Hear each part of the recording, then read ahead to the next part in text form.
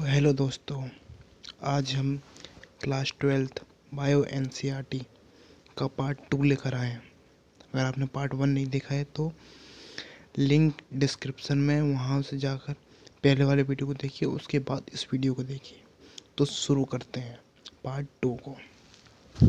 परागण। पूर्ववर्ती भाग में आप पढ़ चुके हैं कि पुष्पी पादपों में नर एवं मादा युग्मक क्रमशः परागण एवं भ्रूणपोष में पैदा होते हैं। चूंकि दोनों ही प्रकार के युग्मक अचल हैं अतः निषेचन संपन्न होने के लिए दोनों को ही एक साथ लाना होता है। ये कैसे संपन्न हो? इस उद्देश्य की प्राप्ति के लिए परागण एक प्रक्रम है। परागकणों का स्त्री केसर के वर्तिकाग्र तक स्थानांतरण या संचरण को परागण कहा जाता है। परागण की प्राप्ति के लिए पुष्पी पादपों ने एक आश्चर्यजनक अनुकूलन व्यूह विकसित किया। ये परागण को प्राप्त करने के लिए बाह्य कारकों का उपयोग करते हैं। क्या आप इस समय अधिक से अधिक बाहरी कारकों की सूची बना सकते हैं? पराग कणों के प्रकार। पराग के स्रोत को ध्यान में रखते हुए परागकण को 3 प्रकार में बांटा जा सकता है: स्वयुग्मन या ऑटोगेमी। एक ही पुष्प में परागकोश से वर्तिकाग्र तक परागकणों का स्थानांतरण है। इस प्रकार के परागण उसी पुष्प के अंदर होते हैं। एक सामान्य पुष्प में जहाँ परागकोश एवं वर्तिकाग्र खुलता एवं अनावृत होता है, वहाँ पूर्ण स्वयुग्मन अपेक्षाकृत दुर्लभ होता है। इस प्रकार के पुष्पों में स्वयुग्मन के लिए पराग एवं वर्तिकाग्र की विमुक्ति के लिए क्रमशः समकालिकता की आवश्यकता होती है। इसके साथ ही परागकोश एवं वर्तिकाग्र को एक दूसरे के पास अवस्थित होना चाहिए ताकि स्वपरागण संपन्न हो सके। कुछ पादप जैसे कि वायोला, ऑक्जेलिस तथा कोमेलिना 2 प्रकार के पुष्प पैदा करते हैं। उन्मील परागणी पुष्प अन्य प्रजाति के पुष्पों के समान ही होते हैं, जिसके परागकोश एवं वर्तिकाग्र अनावृत होते हैं, तथा अनुन्मील परागणी पुष्प कभी भी अनावृत नहीं होते। इस प्रकार के पुष्पों में परागकोश एवं वर्तिकाग्र एक दूसरे के बिल्कुल नजदीक स्थित होते हैं।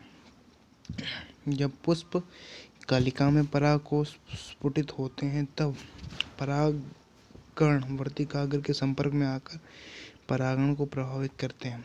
अतः अनुन्मील परागणी पुष्प सदैव स्वयुग्मक होते हैं, क्योंकि यहाँ पर वर्तिकाग्र पट क्रॉस या पर परागण अवतरण के अवसर नहीं होते हैं। पुष्पी पादपों में लैंगिक प्रजनन। उन्मील परागणी पुष्प सुनिश्चित रूप से यहाँ तक कि परागकण की अनुपस्थिति में बीज पैदा करते हैं। क्या आप सोचते हैं कि अनुन्मील पौधों को इससे फायदे हैं या हानि? क्यों? सजात पुष्पी परागण। एक ही पादप के एक पुष्प के परागकणों का दूसरे पुष्प के वर्तिकाग्र तक का स्थानांतरण है। यद्यपि सजात पुष्पी परागकण क्रियात्मक रूप से परपरागण है, जिसमें एक कारक सम्मिलित होता है।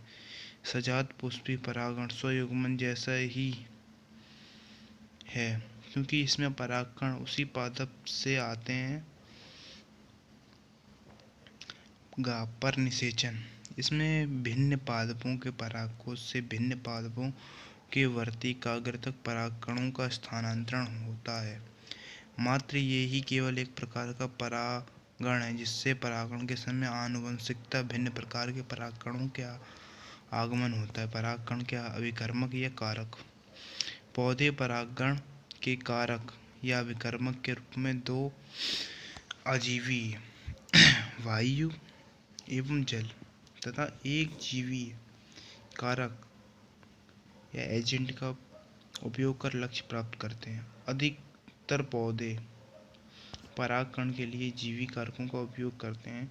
बहुत कम पौधे अजीवी कारकों का उपयोग करते हैं। वायु तथा जल दोनों ही कारकों में परागकण का वर्तिकाग्र के संपर्क में आना महज संयोगात्मक घटना है। इस प्रकार की अनिश्चितता तथा परागकणों के ह्रास से जुड़े तथ्यों की क्षतिपूर्ति हेतु बीजांड की तुलना में असंख्य मात्रा में परागकण उत्पन्न करते हैं। अजीवी परागण में वायु द्वारा परागण सर्वाधिक सामान्य परागण है। इसके साथ ही परागण हेतु हल्के तथा चिपचिपाहट रहित परागकणों की जरूरत होती है ताकि वे हवा के झोंकों के साथ संचरित हो सके। वे अक्सर बेहतर अनावृत पुंकेसर से युक्त होते हैं ताकि वे आसानी से हवा के बहाव में प्रसारित हो सकें तथा वृहद एवं प्रायः पिच वर्तिकाग्रयुक्त होते हैं ताकि आसानी से वायु के उड़ते परागकणों को आबद्ध किया जा सके।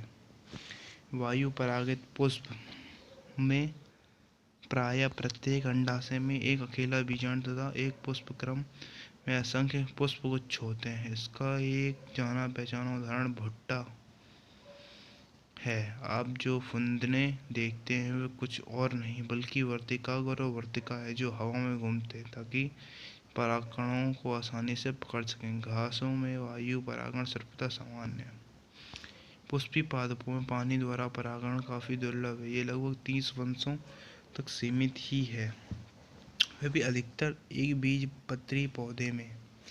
इसके विपरीत आप स्मरण करें कि निम्न पादप समूह जैसे एल्गी, ब्रायोफाइट्स तथा टेरिडोफाइट्स आदि की नरयुग्मों का परिवहन संचर का नियमित साधन जल ही है। ये विश्वास किया जाता है कि कुछ ब्रायोफाइट एवं टेरिडोफाइट्स का विस्तार केवल इसीलिए सीमित है क्योंकि नरयुग्मों का परिवहन निषेचन हेतु जल की आवश्यकता होती है। जल परागित पादपों के कुछ उदाहरण वेल्सनेरिया तथा हाइड्रिला जो कि ताजे पानी में उगते हैं और अनेकों समुद्री जलीय घासें जैसे जोस्टेरा आदि हैं।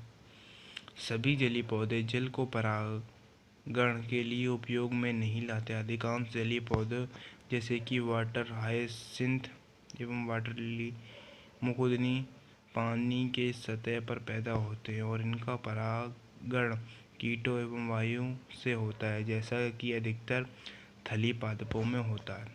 एक प्रकार के जलीय परागण में मादा पुष्प एक लंबे डंठल या वृंत द्वारा जल की सतह पर आ जाते हैं और नर पुष्प या परागकण पानी की सतह पर अवमुक्त होकर आ जाते हैं। उदाहरणार्थ वेल्सनेरिया लंबे डंठल के साथ जल धाराओं में निष्क्रिय रूप से बहते रहते हैं। इनमें से कुछ एक संयोगात्मक रूप से मादा पुष्प एवं वर्तिकाग्र तक पहुंच जाते हैं। एक अन्य समूह के जलीय परागण वाले पादपों जैसे कि समुद्री घासों सी ग्रासेस से में मादा पुष्प जल के सतह के नीचे ही पानी में डूबा रहता है और परागकणों को जल के अंदर ही अवमुक्त किया जाता है। इस प्रकार की बहुत सारी प्रजातियों को परागकण लंबे फीते जैसे होते हैं तथा जल के भीतर निष्क्रिय रूप से बहते रहते हैं। इनमें से कुछ एक वर्तिकाग्र तक पहुंच जाते हैं और परागण पूरा होता है। जल परागित अधिकतर प्रजातियों में परागण को पानी के भीतर गीले श्लेष्मक आवरण द्वारा संरक्षित रखा जाता है। वायु एवं जल परागित पुष्प न हो तो बहुत रंग युक्त होते हैं और न ही मकरंद पैदा करते हैं। इसका क्या कारण हो सकता है? अधिकतर पुष्पी पादप परागण के लिए प्राणियों के परागण कर्मक या कारक के रूप में उपयोग करते हैं। मधुमक्खियाँ, भौरे, तितलियाँ, बर्रैया, चींटियाँ, शलभ या कीट पक्षी, शककोखरा या गुंजन पक्षी तथा चमगादड़ आदि सामान्य परागण या विकर्मक हैं। प्राणियों में कीट पतंग विशेष रूप से मधुमक्खी प्रधान जीवी परागण कर्मक है। यहाँ तक कि बड़े नर वानरगण के प्राणी, वृक्षवासी, कृंतक और यहाँ तक कि सरीसृप, गीको छिपकली एवं उपवन छिपकली भी कुछ प्रजातियों के पादपों के परागण के लिए सक्रिय पाए गए हैं। प्रायः प्राणी परागित पादपों के पुष्प एक विशिष्ट प्रजाति के प्राणी के लिए विशेष रूप से अनुकूलित होते हैं। अधिकतर कीट परागित पुष्प बड़े रंगीन पूर्ण सुगंध युक्त मकरंद से भरपूर होते हैं। जब पुष्प छोटे होते हैं तब अनेक पुष्प एक वृंत में समूहबद्ध होकर अधिक उभर आते हैं। प्राणी रंगों एवं अथवा सुगंध के कारण पुष्पों की ओर आकर्षित होते हैं। मक्खियों एवं बीटलों से परागित होने वाले पुष्प मलिन गंध स्रावित करते हैं जिससे ये प्राणी आकर्षित होते हैं। प्राणियों से भेंट जारी रखने के लिए पुष्पों को कुछ लाभ या पारितोषिक उपलब्ध कराना होता है। मकरंद और परागण फूलों द्वारा प्रदत्त आम पारितोषिक है। इस पारितोषिकों को पाने के लिए प्राणी आगंतुकों को परागकोश तथा वर्तिकाग्र के संपर्क में आना पड़ता है। प्राणी के शरीर में परागकणों का एक आवरण सा चढ़ जाता है जो प्राणी परागित फूलों में प्रायः चिपचिपा होता है, और जब परागणों से लिप्त प्राणी वर्तिकाग्र के संपर्क में आता है तो ये परागण पूरा करता है। कुछ पुष्प प्रजाति में ये पुरस्कार अंडा देने की सुरक्षित जगह के रूप में होता है। एक उदाहरण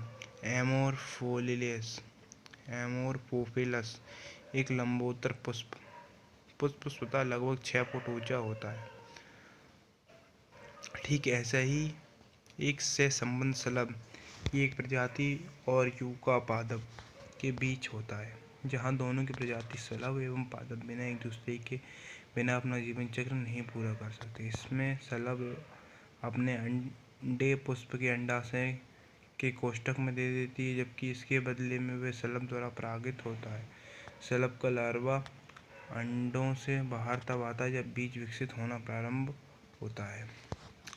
क्यों ना आप निम्नलिखित पादपों या कोई भी जो उपलब्ध हो के पुष्पों का अवलोकन करें, जैसे खीरा, आम, पीपल, धनिया, पपीता, प्याज, लोबिया, कपास, तम्बाकू, गुलाब, नींबू, यूकेलिप्टस, केला आदि। ये पता करने की कोशिश करें कि इन पुष्पों के पास कौन से प्राणी आते हैं और क्या वे परागण कर सकते हैं। आपको धैर्य के साथ कुछ दिनों तक भिन्न भिन्न समयों पर उन्हें देखना होगा। आप ये देखने की भी कोशिश करें कि उस पुष्प तक आने वाले भ्रमणकारी प्राणी तथा एक पुष्प की विशिष्टता के बीच कोई सहसंबंधता है या नहीं। परागकोश एवं वर्तिकाग्र के संपर्क में आने वाले भ्रमणकर्ता प्राणी का ध्यानपूर्वक अवलोकन करें जो परागकण को पूरा करते हों। बहुत सारे कीट या भ्रमणकर्ता बिना परागकण किए पराग या मकरंद का भक्षण कर लेते हैं, अतः ऐसे आगंतुकों भ्रमणकारियों को पराग मकरंदस्यु के रूप में संदर्भित किया जाता है। आप शायद परागणकारियों को पहचान सकें या ना पहचान सकें, पर आप निश्चित रूप से अपने प्रयास में आनंद प्राप्त करेंगे। वही प्रजनन युक्तियाँ अधिकतर पुष्पी पादप उभयलिंगी पुष्पों एवं परागकणों उत्पन्न करते हैं जो बहुत हद तक उसी पुष्प के वर्तिकाग्र के संपर्क में आते हैं। निरंतर स्वपरागण के फलस्वरूप प्रजनन में अंतः प्रजनन अवनमन होता है। पुष्पी पादपों ने बहुत सारे ऐसे साधन या उपाय विकसित कर लिए हैं जो स्वपरागण को हतोत्साहित एवं परागण को प्रोत्साहित करते हैं। कुछ प्रजातियों में पराग अवमुक्ति एवं वर्तिकाग्र ग्राह्यता समकालिक नहीं होती है, या तो वर्तिकाग्र के तैयार होने से पहले ही पराग अवमुक्त कर दिए जाते हैं या फिर पराग के झड़ने से काफ़ी पहले ही वर्तिकाग्र ग्राह बन जाता है। कुछ प्रजातियों में परागकोश एवं वर्तिकाग्र भिन्न स्थानों पर अवस्थित होते हैं, जिससे उसी पादप में पराग वर्तिकाग्र के संपर्क में नहीं आ पाते हैं। दोनों ही युक्तियाँ स्वयुग्मन रोकती हैं, अतः प्रजनन रोकने का तीसरा साधन स्व असामंजस्य है। ये एक वंशानुगत प्रक्रम तथा स्वपरागण को रोकने का उपाय है। उसी पुष्प या उसी पादप के अन्य पुष्प से जहाँ बीजांड के निषेचन को पराग अंकुरण या स्त्री केसर में पराग नलिका वृद्धि को रोका जाता है। स्वपरागण को रोकने के लिए एक अन्य साधन है एक लिंगी पुष्पों का उत्पादन। अगर एक ही पौधे पर नर व मादा दोनों ही पुष्प उपलब्ध हों, जैसे अरेंड, मक्का, ये स्वपरागण को रोकता है, न कि सजात पुष्पी परागण को। अन्य बहुत सारी प्रजातियां जैसे पपीता में नर मादा पुष्प भिन्न भिन्न पादपों पर होते हैं, अर्थात प्रत्येक पादप या तो मादा है या नर, एक लिंगाश्रयी। यह परिस्थिति स्वपरागण तथा सजात पुष्पी परागण दोनों को अवरोधित करती है। पराग स्त्री केसर संकर्षण या पारस्परिक क्रिया। परागण बिल्कुल सही प्रकार के परागकणों का स्थानांतरण सुनिश्चित नहीं करता, ठीक उसी प्रजाति का संयुग पराग वर्तिकाग्र तक पहुँचे। प्रायः गलत प्रकार के पराग भी उसी वर्तिकाग्र पर आ पड़ते हैं, इसमें या तो उसी पादप में होते हैं या फिर अन्य पादप से। यदि वे स्वपरागण के अयोग्य हैं, स्त्री केसर में ऐसा सक्षमता होती है कि वह पराग को पहचान सके कि वह उसी वर्ग के सही प्रकार का पराग से योग्य है या फिर गलत प्रकार का। यदि पराग का सही प्रकार का होता तो इस तरीके से स्वीकार कर लेता है तथा परागण घटना के लिए प्रोत्साहित करता है, जो कि निषेचन की ओर बढ़ता है। यदि पराग गलत प्रकार का होता है तो स्त्री केसर वर्तिकाग्र पर पराग अंकुरण या वर्तिका में पराग नलिका वृद्धि रोककर पराग को अस्वीकार कर देता है। एक स्त्री केसर द्वारा पराग के पहचानने की सक्षमता उसकी स्वीकृति या स्वीकृति द्वारा अनुपालित होती है, जो परागकणों एवं स्त्री केसर के बीच निरंतर संवाद का परिणाम है। इस संवाद की मध्यस्थता स्त्री केसर तथा पराग के रासायनिक घटकों का संकर्षण द्वारा होती है। अभी हाल में ही कुछ वनस्पति वैज्ञानिकों ने स्त्री केसर एवं पराग के घटकों को पहचाना तथा उनके बीच संकर्षण परस्पर क्रिया को स्वीकृति या अस्वीकृति के अनुपालन से जाना है। जैसा कि पहले बताया जा चुका है, संयोग परागण के अनुपालन में परागकण वर्तिकाग्र पर जनित होते हैं ताकि एक जनन छिद्र के माध्यम से एक परागनलिका उत्पन्न हो। परागनलिका वर्तिकाग्र तथा वर्तिका के ऊतकों के माध्यम से वृद्धि करती हैं और अंडाशय तक पहुंचती हैं। आप याद करें कि कुछ पादपों में परागकण दो कोषीय स्थिति, एक काय कोष का तथा दूसरी जनक कोष का जड़ते हैं। इस प्रकार के पादपों में जनन कोशिका विभाजित होती है और वर्तिकाग्र में पराग नलिका की वृद्धि के दौरान दो नर युग्मक की रचना करती है।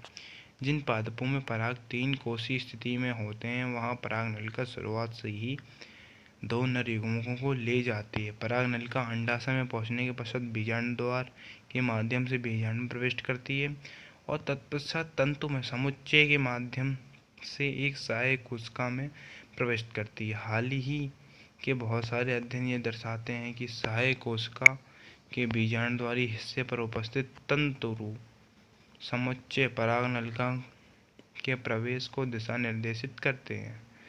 वर्तिकाग्र पर पराग अवस्थित होने से लेकर बीजांड में पराग नलिका का प्रवेश होने तक सभी घटनाओं पराग स्त्री के संकर्षण के नाम से संबोधित किया जाता है। जैसा कि पहले भी बताया गया, पराग स्त्री के संकर्षण एक गतिक प्रक्रम है जिसमें पराग पहचान के साथ पराग को प्रोन्नति या अवनति द्वारा अनुपालन सम्मिलित। इस क्षेत्र के बारे में ज्ञान प्राप्त करने से पादप प्रजनकों के पराग स्त्री के संकर्षण के हेर फेर में यहाँ तक कि अयोग्य परागण से अपेक्षित संकर प्राप्त करने में मदद प्राप्त होगी। आप एक कांच की पट्टी पर जल शर्करा घोल 10% घोल की एक बूंद मटर, चना, कोटालिया, बालसम या गुल मेहंदी तथा इनका सदाबहार के पुष्पों को कुछ पराग झाड़कर गिराने के पश्चात पराग जनन का अध्ययन आसानी से के साथ कर सकते हैं। स्लाइड पर इन्हें रखने के 15 से 30 मिनट के बाद स्लाइड को कम शक्ति के लेंस वाले सूक्ष्मदर्शी यंत्र पर रखकर अवलोकित करें। बहुत संभव है कि आप परागकणों से निकलते हुई परागनलिकाओं को देख पाएं। एक प्रजनक भिन्न प्रजातियों के संकरण यानी क्रॉसिंग में तथा वाणिज्यिक रूप से सर्वोत्तम श्रेणी को अपेक्षित विशिष्टता वाले जनन संपाक में रुचि रखते हैं। कृत्रिम संकीकरण फसली उन्नति प्रगतिशीलता कार्यक्रम के लिए एक प्रमुख उपागम है। इस प्रकार के संकरण प्रयोग हेतु ये सुनिश्चित करना महत्वपूर्ण है कि केवल अपेक्षित परागों का उपयोग परागण के लिए किया जाए तथा वर्तिकाग्र संदूषण से बचाया जाए। यह उपलब्धि केवल बोरा अवस्था तकनीक या बैगिंग टेक्निक तथा विभंसन तकनीक द्वारा पाई जा सकती है। यदि कोई मादा जनक द्विलिंगी पुष्प धारण करता है तो पराग के प्रस्फुटन से पहले पुष्पकलिका से परागकोश के निष्कासन हेतु एक जोड़ा चिमटी का इस्तेमाल आवश्यक होता है। इस चरण को विपुंसन के रूप में संदर्भित किया जाता है। विपुंसित पुष्पों को उपयुक्त आकार की थैली से आवृत किया जाना चाहिए जो सामान्यतः बटर पेपर की बनी होती है ताकि इसके वर्तिकाग्र को अवांछित परागों से बचाया जा सके। इस प्रकार को बैगिंग या बोरा वस्त्र आवरण कहते हैं। जब बैगिंग पुष्प का वर्तिकाग्र सुग्राहता को प्राप्त करता है तब नर अभिभावक उससे संग्रहित पराग को उसके पराग को उस पर छिटका जाता है और इस पुष्प को पुनः आवृत करके उसमें फल विकसित होने के लिए छोड़ दिया जाता है। यदि मादा जनक एकलिंगी पुष्प को पैदा करते हैं तो विपुंसन की आवश्यकता नहीं होती। पुष्पों को खिलने से पूर्व ही उन्हें आवृत कर दिया जाता है। जब वर्तिकाग्र सुग्राह बन जाता है तब अपेक्षित पराग के उपयोग द्वारा परागण करके पुष्प को पुनः आवृत कर दिया जाता है। दोहरा निषेचन तीसरी हेडिंग है 1.3 दोहरा निषेचन या द्विनिषेचन भी कहते हैं इसको। एक सहायक कोशिका में प्रवेश करने के पश्चात परागनलिका द्वारा सहायक कोशिका के जीव द्रव्य में 2 नर युग्मक अवमुक्त किए जाते हैं। इनमें से एक नर युग्मक अंड कोशिका की ओर गति करता है और केंद्रक के साथ संगलित होता है।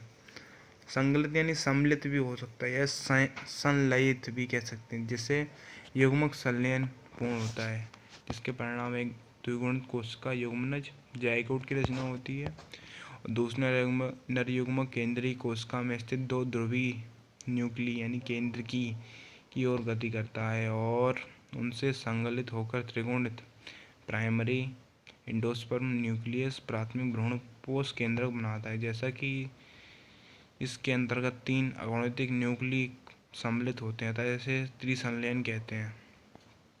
चूंकि एक भ्रूण पुटी में 2 प्रकार के संलयन युग्मक संलयन तथा त्रिसंलयन स्थान लेते हैं, अतः इस परिघटना को दोहरा निषेचन कहा जाता है, जो कि पुष्पीय पादपों के लिए एक अनूठी घटना है। त्रिसंलयन के पश्चात केंद्रकीय कोशिका प्राथमिक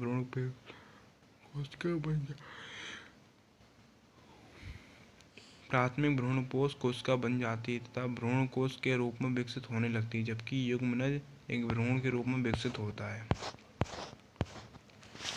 बार्याती निषेचन पश्च संरचनाएं एवं घटनाएं। ऊपर वर्णित किए गए दोहरे निषेचन के अनुपालन या अनुहरण में भ्रूणपोष एवं भ्रूण के विकास की अगले घटनाक्रम में बीजांड के परिपक्व होकर बीज में बदलने तथा अंडाशय का फल के रूप में विकसित होने की सभी घटनाओं को सामूहिक रूप में निषेचन पश्च घटना के नाम से जाना जाता है। पहला है 1.4.1 भ्रूणपोष। भ्रूणपोष का विकास भ्रूण के विकास के रूप में हो। क्यों? प्राथमिक भ्रूणकोश कोशिका बार बार विभाजित होती है तथा एक त्रिगुणित भ्रूणपोष ऊतक की रचना करते हैं। इन ऊतकों की कोशिकाएं संरक्षित खाद्य सामग्री से पूरित होती हैं और विकासशील भ्रूण की पोषकता के लिए उपयोग किए गए जाते हैं। सर्वाधिक सामान्य प्रकार के प्राथमिक भ्रूणपोष केंद्रक नामक भ्रूणपोष विकास उत्तरोत्तर केंद्रकी या न्यूक्लियर विभाजन से गुजरकर मुक्त न्यूक्लियर केंद्र के रूप में पैदा होते हैं। भ्रूणपोष के विकास की इस अवस्था को ही फ्री न्यूक्लियर एंडोस्पर्म अर्थात मुक्त केंद्रकी भ्रूणपोष कहते हैं। इसके सापेक्ष ही कोशिका भित्ति संरचना स्थान लेती है और भ्रूणपोष कोशिकी बन जाता है।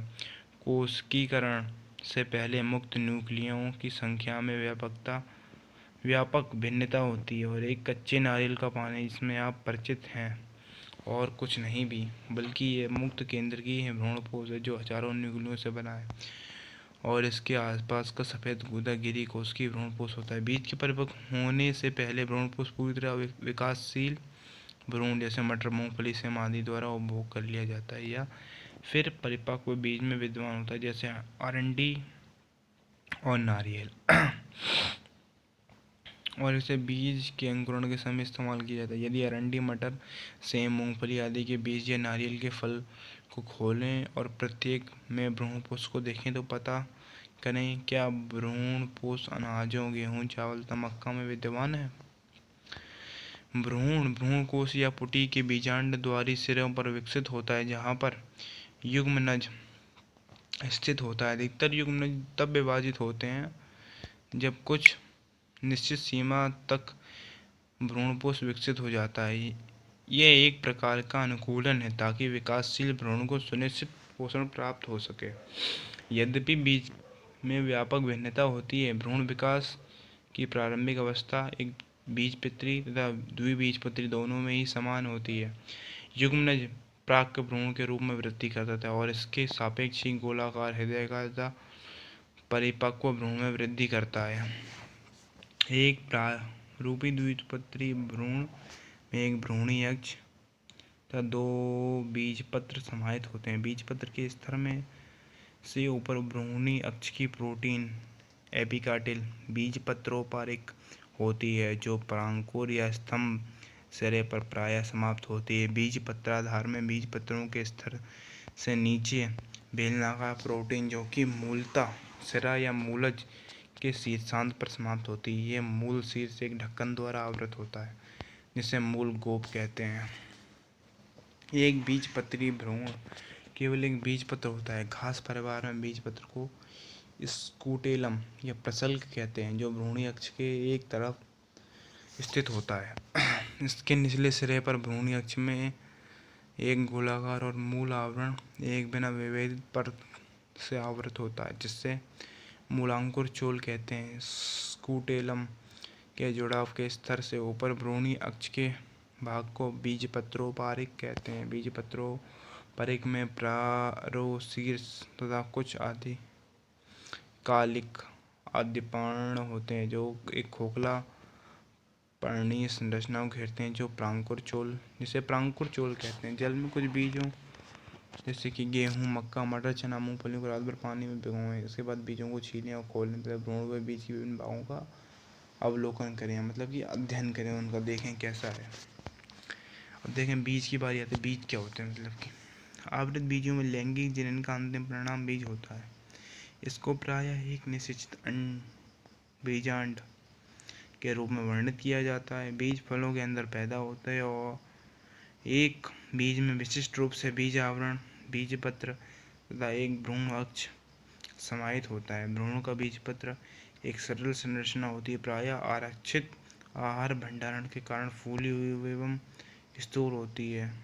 परिपक्व बीज गैर एल्बुमिनस अथवा एल्बुमिनस रहित हो सकता है। गैर एल्बुमिनस बीज में अविशिष्ट भ्रूण पोष नहीं होता। बीज आवृत बीजों में लैंगिक जनन का अंतिम परिणाम बीज होता है। इसको प्राय एक निषेचित बीजांड के रूप में वर्णित किया जाता है। बीज फलों के अंदर पैदा होते हैं। एक निषेचित बीजांड के रूप में वर्णित किया जाता है। बीज फलों के अंदर पैदा होता है। एक बीज में विशिष्ट रूप से बीज आवरण, बीजपत्र तथा एक भ्रूण अक्ष समाहित होता है। भ्रूण का बीजपत्र एक सरल संरचना होती है, प्रायः आरक्षित आहार भंडारण के कारण फूली हुई एवं स्थूल होती है, जैसा कि लेग्यूमस में। परिपक्व बीज गैर एल्बुमिनस अथवा एल्बुमिनस रहित हो सकता है। गैर एल्बुमिनस बीज में अविशिष्ट भ्रूणपोष नहीं होता, क्योंकि भ्रूण विकास के दौरान यह पूर्णतः उपभुक्त कर लिया जाता है, जैसे मटर, मूंगफली। एल्बुमिनस बीजों में भ्रूणपोष का कुछ भाग शेष रह जाता है, कि भ्रूण विकास के दौरान इसका पूर्णतः उपभोग नहीं हो पाता, जैसे कि गेहूं, मक्का, बाजरा, अरंड आदि। कभी कभी कुछ बीजों में, जैसे कि काली मिर्च तथा चुकंदर, बीजांड का न्यूसेलस भी शेष रह जाता है। विशिष्ट उपस्थित बीजांड का परिभ्रूणपोष होता है। बीजांड या अंडाशय का अध्यावरण बीज के ऊपर सशक्त संरक्षात्मक आवरण बन जाता है। बीज के आवरण में बीजांड द्वारा एक छोटे छिद्र के रूप में रह जाता है और बीज अंकुरण के समय यह ऑक्सीजन एवं जल में प्रवेश को सुगम बनाता है। जैसे जैसे बीज परिपक्व होता है, उसके अंदर जल की मात्रा घटने लगती है, तो बीज अपेक्षाकृत शुष्क हो जाता है। फलस्वरूप सामान्य उपापचयी क्रिया धीमी पड़ने लगती है। भ्रूण निष्क्रियता की दशा में प्रवेश कर जाता है, जिसे प्रसुप्ति कहते हैं। यह यदि अनुकूल परिस्थितियां उपलब्ध, पर्याप्त नमी, आर्द्रता, ऑक्सीजन तथा उपयुक्त तापमान होती हैं, तो वे अंकुरित हो जाते हैं। जैसे जैसे बीजांड परिपक्व होकर बीज बनते हैं, अंडाशय एक फल के रूप में विकसित हो जाते हैं, अर्थात बीजांड का बीज के रूप में तथा अंडाशय के फल के रूप में रूपांतरण साथ साथ चलता है। अंडाशय की दीवार, फल की दीवार छिलके के रूप में विकसित होती है, जिसे फल भित्ति कहते हैं। फल अमरूद, आम, संतरे के भांति गूदेदार हो सकते हैं अथवा मूंगफली, सरसों आदि की भांति शुष्क भी हो सकते हैं। बहुत सारे फलों ने अपने बीजों को परिक्षेपण हेतु विविध क्रियाविधियों विकसित किए हैं। आप फलों के वर्गीकरण एवं उनके परिक्षेपण क्रिया को याद करें, जिससे आपने पहले की कक्षाओं में पढ़ा है कि आप एक अंडाशय के अंदर बीजांड की संख्या तथा बीजों की संख्या के बीच में कोई संबंध है। अधिकतर पादपों में जब तक अंडाशय से फल विकसित होता है, उसके अन्य पुष्पीय अंश अपहासित यानी कि अपहासित मतलब उसका अपघटन होता है एवं झड़ जाते हैं। हालांकि कुछ एक प्रजातियों में जैसे कि सेब, स्ट्रॉबेरी, अखरोट आदि में फल की रचना पुष्पासन भी महत्वपूर्ण भागीदारी निभाता है। इस प्रकार के फलों को आभासी फल या मिथ्या फल कहते हैं, असत्य फल भी कहते हैं। अधिकतर फल केवल अंडाशय से विकसित होते हैं और उन्हें यथार्थ या वास्तविक फल या सत्य फल भी कहते हैं। यद्यपि अधिकतर प्रजातियों में फल निषेचन का परिणाम होता है, परंतु कुछ ऐसी प्रजातियां जिनमें बिना निषेचन के फल विकसित होते हैं, ऐसे फलों को अनिषेक जनित फल कहते हैं। इसका एक उदाहरण केला। अनिषेक फलन को वृद्धि हार्मोन्स का प्रयोग को प्रेरित किया जाता है और इस प्रकार का फल बीज रहित होता है।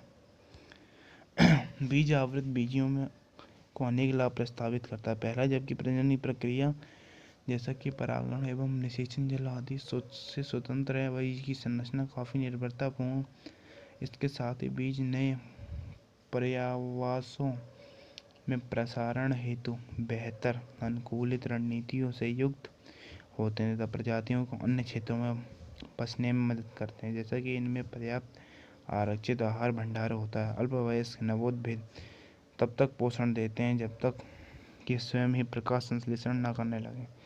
युवा भ्रूण को कठोर बीज आवरण का संरक्षण प्रदान करते हैं। लैंगिक प्रजनन का उत्पाद होने की वजह से ये नवीन जेनेटिक संपादक को पैदा करते हैं जो विविधता का रूप लेते हैं। बीज हमारी कृषि का आधार है। बीज की भंडारण हेतु परिपक्व बीज का निर्जलीकरण एवं प्रसुप्ति बहुत ही महत्वपूर्ण है, जिससे पूरे वर्ष भर खाद्यान्न के रूप में इस्तेमाल किया जा सकता है तथा अगले मौसम के लिए फसल के रूप में उगाया भी जा सकता है। क्या आप बीज के बिना या उस बीज के बिना जो तुरंत ही अंकुरित हो जाता है और भंडारित न किया जा सकता हो, खेतों की कल्पना कर सकते हैं? बीज के परिक्षेपण छितराने के बाद वे कितने समय तक जीवित रह सकता है? ये विधि पुनः व्यापक रूप से भिन्न होती है। कुछ प्रजातियों में बीज अपनी जीवन की क्षमता कुछ महीनों में ही खो देते हैं। बहुसंख्य प्रजातियों में कई वर्षों तक जीवन क्षम रहते हैं। कुछ बीज तो सैकड़ों वर्षों तक जीवित रह सकते हैं। यहाँ पर विश्व के प्राचीन जीव सक्षम बीजों का अनेक रिकॉर्ड उपलब्ध हैं। एक प्राचीन बीज ल्यूपियाइन लुपिनस आर्क्टिक्स, जिसे आर्कटिक टुंड्रा से खनित किया गया था। एक अनुमानित रिकॉर्ड 10,000 वर्ष की प्रसुप्ति के बाद बीज अंकुरित एवं पुष्पित हुआ। हाल ही का एक रिकॉर्ड 2000 वर्ष पुराने खजूर के जीवन क्षम बीज फोयोनिक्स डैक्टिलिफोरा का है, जिसे अमृत सागर के पास किंग हेराल्ड के महल की पुरातात्विक खुदाई के दौरान खोज में पाया गया था। पुष्पी पादपों के लैंगिक प्रजनन के बारे में एक संक्षिप्त अध्ययन पूरा करने के बाद ये अधिक सार्थक प्रयास होगा कि कुछ पुष्पी पादपों को विशाल उत्पादकी क्षमता का परिज्ञान निम्नलिखित प्रश्नों को पूछकर प्राप्त कीजिए। एक भ्रूण पुटी कोष में कितने अंडे मौजूद होते हैं? एक बीजांड में कितने भ्रूण कोष या पुटी मौजूद होती हैं? एक अंडाशय में कितने बीजांड मौजूद होते हैं? एक प्रारूपिक विशिष्ट पुष्प में कितने अंडाशय होते हैं?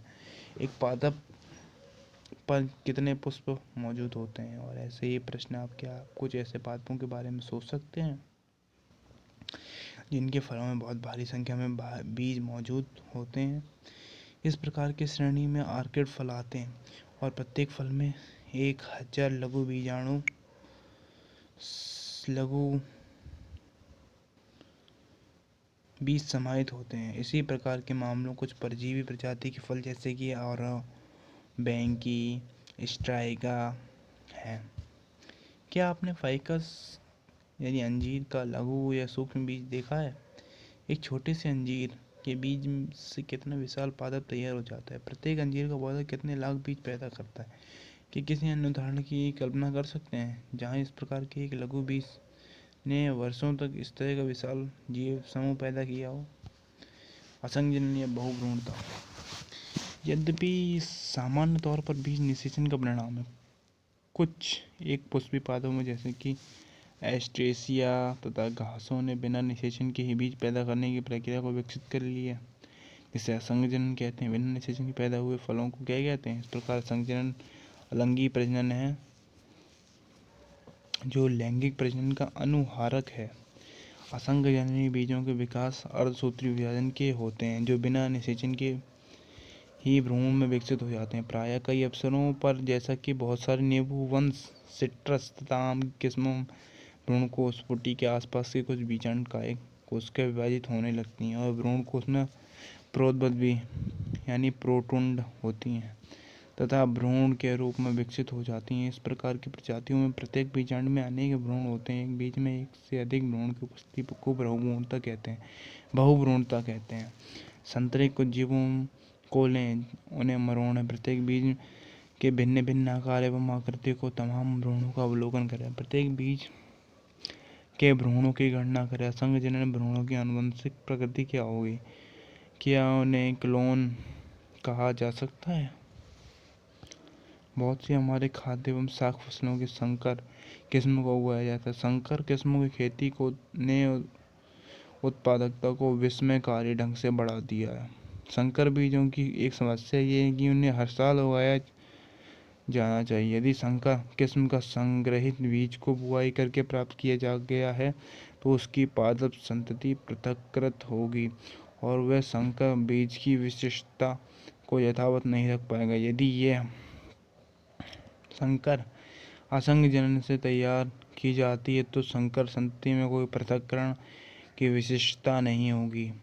इसके बाद किसान प्रतिवर्ष फसल संकर बीजों का उपयोग जारी रख सकते हैं और उसे प्रतिवर्ष संकर बीजों को खरीदने की जरूरत नहीं हो पड़ेगी।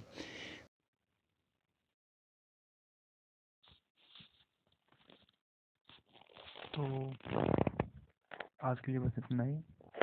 Thank you for watching.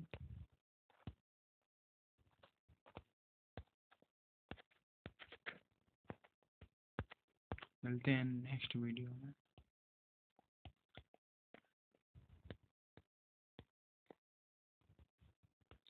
आज हमने एनसीईआरटी का चैप्टर 1 दो पार्ट में, पार्ट 1 और पार्ट 2 में पूरा फिनिश कर दिया है। ओके, आप सब लोगों ने पार्ट 1 नहीं देखा है तो लिंक डिस्क्रिप्शन में जाइए, देखिए, बढ़िया से पढ़िए। ओके, तब तक के लिए बाय बाय।